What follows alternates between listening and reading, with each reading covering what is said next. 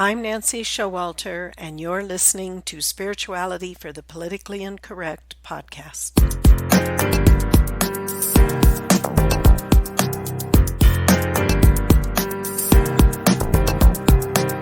Welcome, all radical paradigm shifters and creative change makers. You who dare to create a better life and a better world. Tap into the power that resides within you and use that power for constructive change.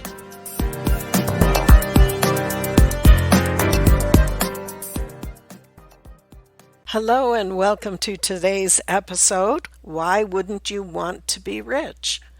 We touched on this in our first episode of this series, but I want to dig a little deeper because I believe this is very important for us to examine these beliefs that we have and what is actually holding you back from living the abundant life. Now, it turns out there are many reasons why you would consciously or subconsciously resist becoming rich or even being considered rich. Now, one of them is the trend of the day that seems to be demonizing those that are wealthy. Yes, there are wealthy that are selfish, greedy, and manipulative, and perhaps even manipulating and attempting to control the masses. But what about the everyday people that have earned an honest living, are living an abundant life and giving back? What about those who sponsor underprivileged kids' education, those that pay for kids being hospitalized for serious illnesses, those who leave their comfortable lives to go help in another country when there's a disaster, and on and on. And you find many people with wealth who are doing just these kinds of things. There are far more people of these people than the ones that fit the first description. Wouldn't you want to be one of those? Wouldn't you love to be able to help your parents in their old age, pay for your children's education without going bankrupt? Take vacations, spend time with your family. All this is possible when you have the flow of abundance in your life, when you have money. But we do see current social and even our political trends that are blaming the rich for the plight of the poor. Some want you to feel guilty for living an abundant life, even though most of our religious traditions teach exactly the opposite, that we're all meant to live an abundant life and not be reduced to the lowest common denominator. Jesus said, I have come to bring you life and that more abundantly. Having wealth frees you to not only care for yourself and your family, but to give more to others in whatever way you choose and to give your gifts to the world. Another reason you may not want to become rich is because you see so many people sacrificing their happiness, their families, and their health to achieve a certain lifestyle that they think will bring them happiness. So you might be subconsciously sabotaging yourself because you don't want to give up those things. But the truth is, you don't have to give up those things. You can achieve wealth and also live a balanced lifestyle. It's all up to you. It's your choice how you live your life. Remember, we talked about the power of choice in our first session.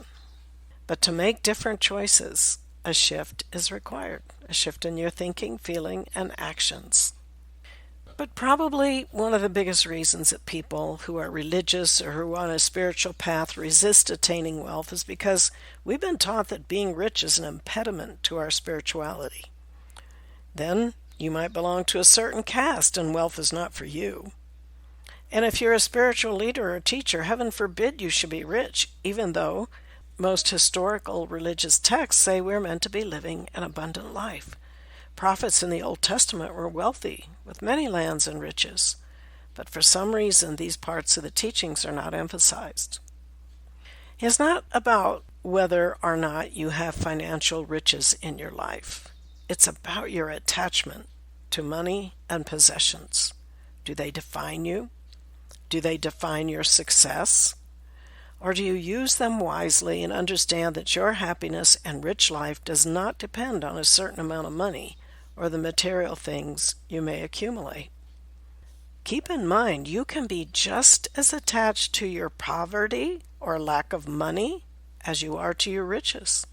So don't fool yourself into thinking that because you're poor or because you always need more abundance, that you're necessarily more spiritual or spiritual at all. Your spirituality comes from within you. It's all about your motives and what's in your heart, whether you are rich or poor by worldly standards.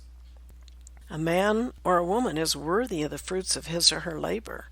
And in this day of unlimited information available to all of us, with just the click of a mouse, you never have to stop learning and growing and becoming more of who you were meant to be.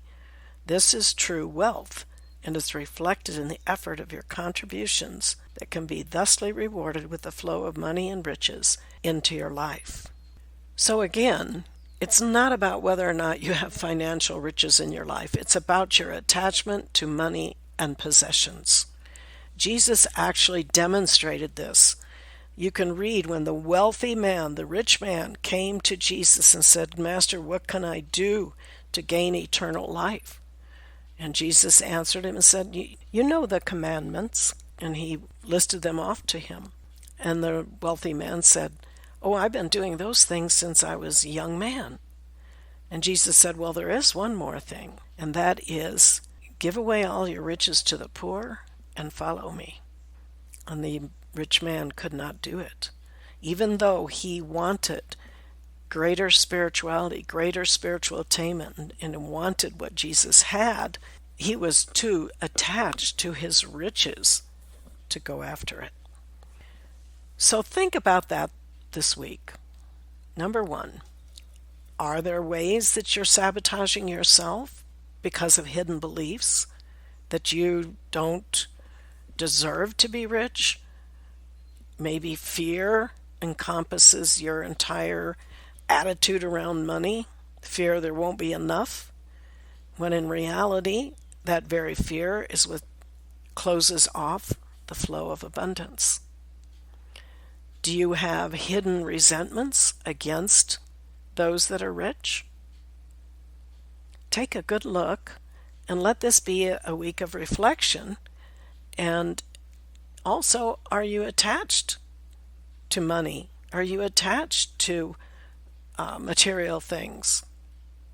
Do they define you in any way? Do you feel like you're a failure because you don't meet the standards of the world as far as wealth is concerned?